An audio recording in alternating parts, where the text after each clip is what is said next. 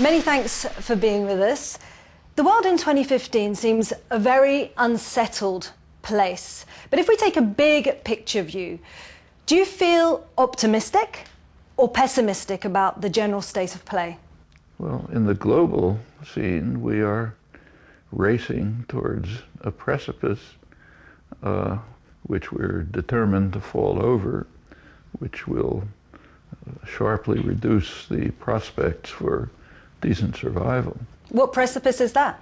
Well, there's actually two. One is environmental catastrophe, which is imminent, and we don't have a lot of time to deal with it, and we're going the wrong way.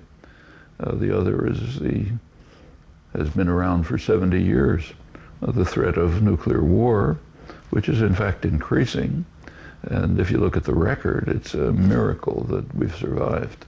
Well, let's look at the environmental issues. We've asked our social media audience to send us in questions, and we've had hordes of questions. And we received this question from Enea Agoli, who asks, when you look at the issue of the environment, and if you take a look at it from a philosopher's lens, what do you think about climate change? The human species has been around for maybe 100,000 years, and it is now facing a unique moment in its history. The species is now in a position where it will decide very soon, next few generations, whether the experiment in so-called intelligent life will proceed, or are we determined to destroy it?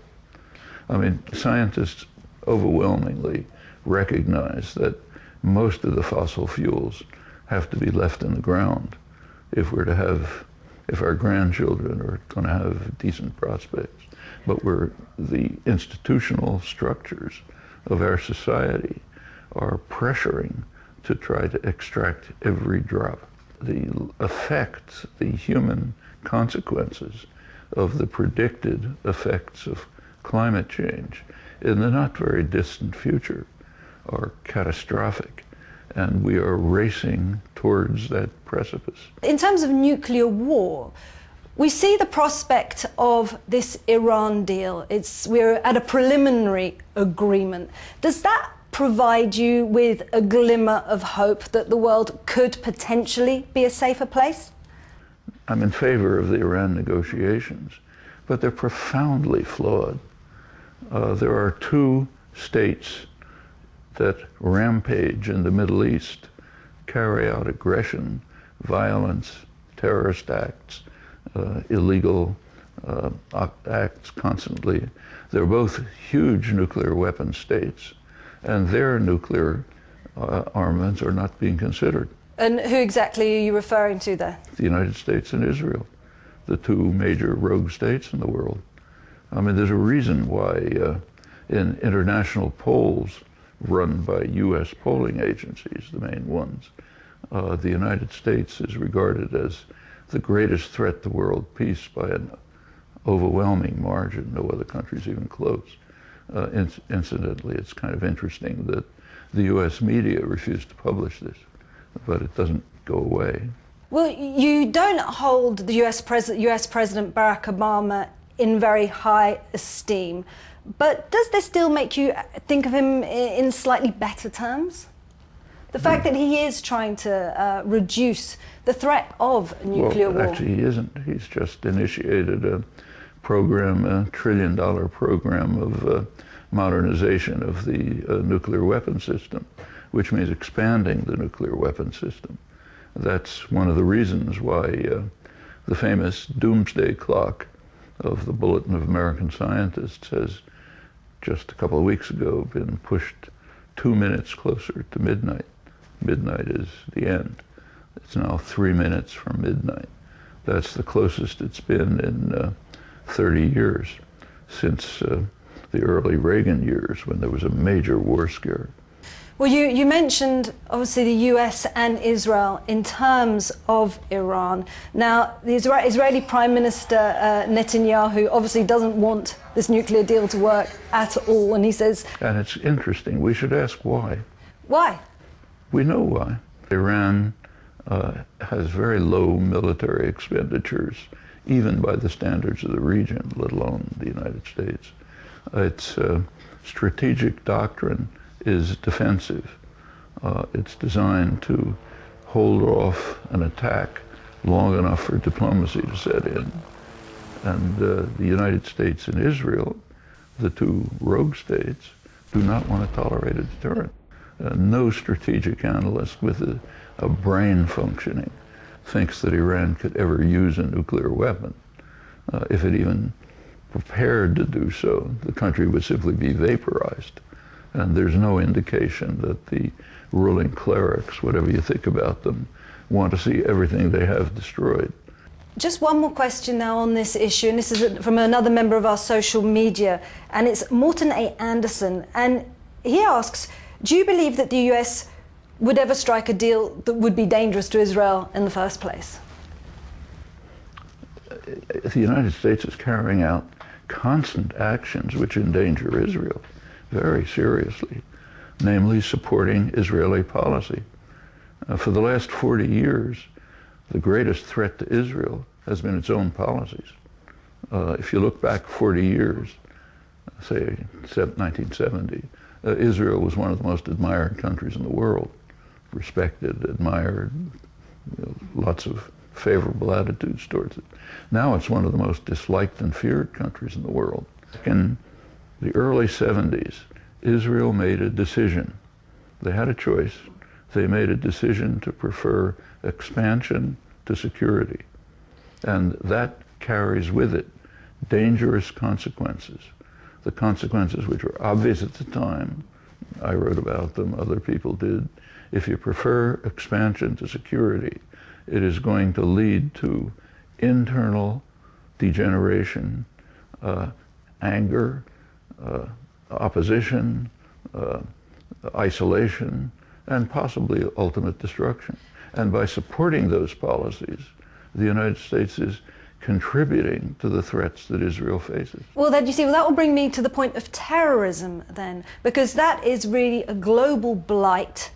And, some, and I think including yourself, will say that this is blowback for US terrorist policy around the world. How far is the US and its allies responsible for what we're seeing now in terms of the terrorist attacks around the world? Remember, the worst terrorist campaign in the world right now, by far, is the one that's being orchestrated in Washington. That's the global assassination campaign. There's never been a terrorist campaign at that scale. When you say global assassination campaign? The drone campaign. Mm-hmm. That's exactly what it is. Over large parts of the world, the United States is systematically, publicly, openly, I'm just nothing secret about what I'm saying. We all know it. It's carrying out regular campaigns to assassinate people who the U.S. government suspects of intending to harm us someday. And indeed, it is, as you mentioned, a terror-generating campaign.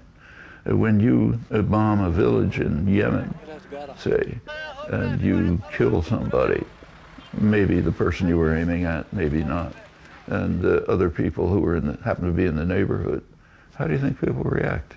They say, we're going to take revenge. You describe the US as the leading terrorist state. Where does Europe fit into that picture then? Well, that's an interesting question. So, for example, there was recently a study, I think it was done by the Open Society Forum, of the worst form of torture, rendition.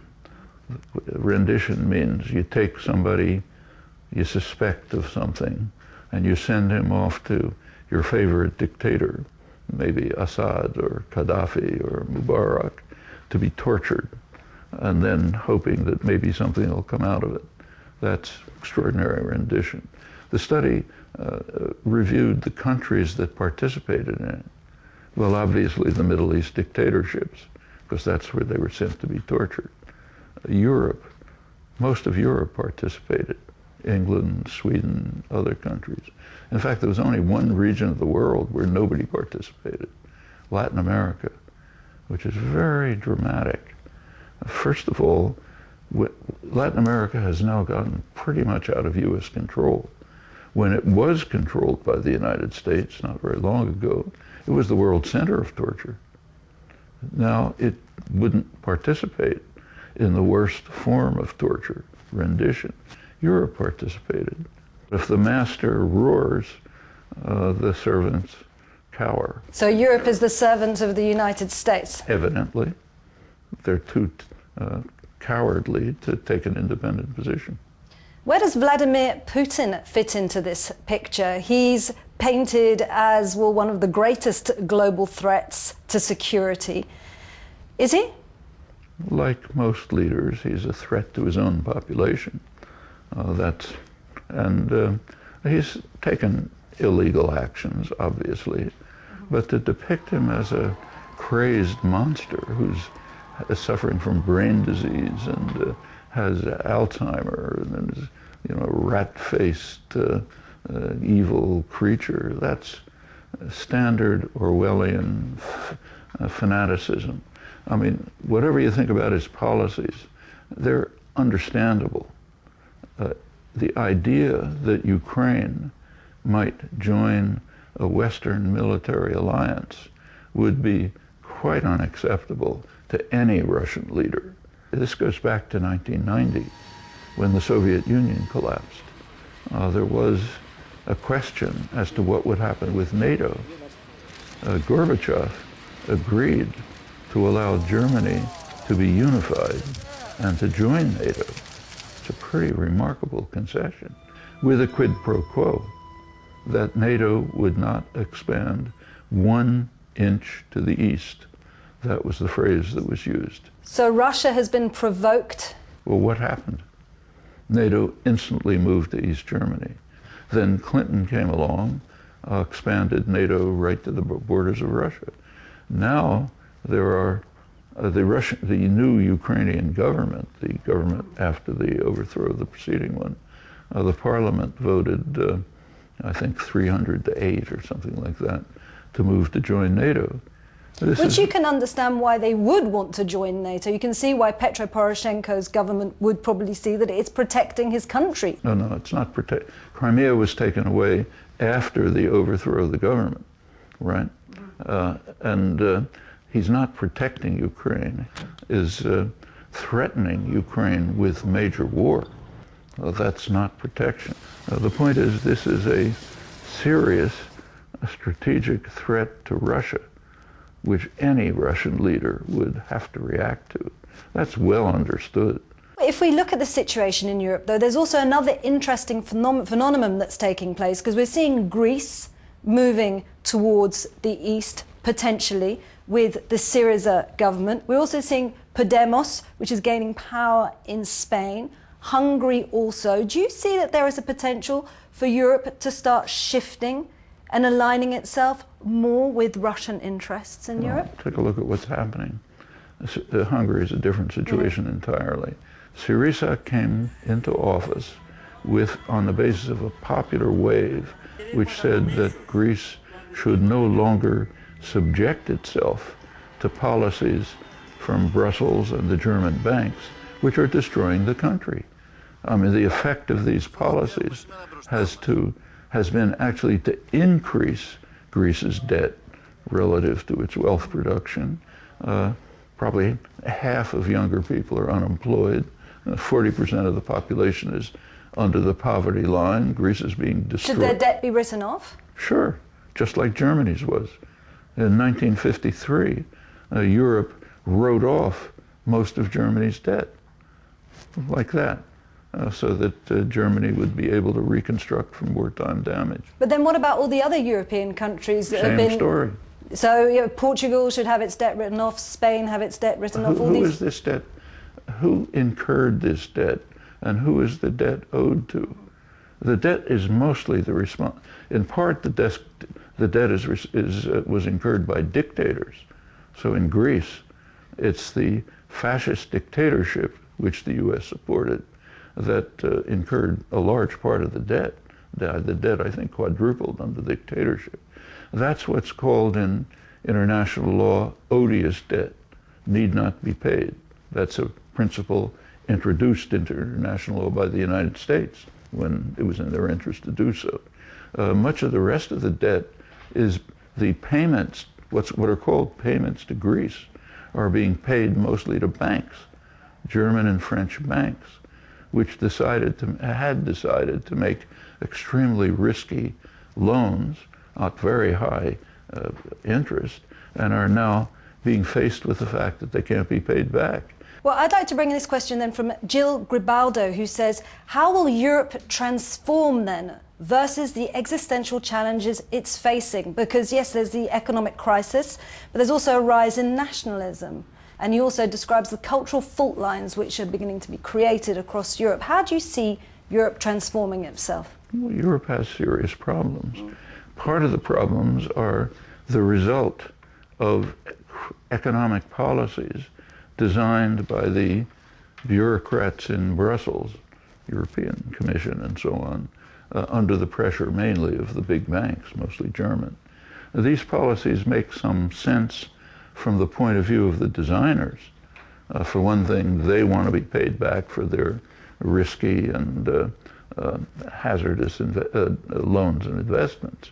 The other thing is that these policies are eroding the welfare state, which they've never liked. The welfare state is one of Europe's major contributions to modern society. The rich and powerful have never liked it, and in fact this is eroding it, so good from their point of view. There's another problem in Europe. It's extremely racist. I've always felt that Europe is probably more racist than the United States. It wasn't as visible in Europe because the European populations in the past tended to be pretty homogeneous. So if everybody is blonde and blue-eyed, you don't seem racist. But as soon as it begins to change, it comes out of the woodwork very fast. And that's a serious cultural problem in Europe. I'd like to end, because we're very short of time, with a question maybe trying to end on a more positive note. And this is from Robert Light, and he says, what gives you hope? What gives me hope is a couple of things we've talked about. Latin American independence, for example. That's of historic significance. And we're going to see it right now in the Summit of America's meeting in Panama. In the recent hemispheric meetings, the United States has been completely isolated. It's a radical change from 10 or 20 years ago when the U.S. just ran it. In fact, the reason why Obama made his gestures towards Cuba is to try to overcome U.S. isolation. It's the U.S. that's isolated, not Cuba. Probably it'll fail, we'll see. The signs of optimism in Europe are Syriza and Podemos. There is finally a popular uprising against the crushing, destructive economic and social policies that come from the bureaucracy and the banks. And that's very hopeful, should spread. Noam Chomsky, many thanks for being with me. Yeah.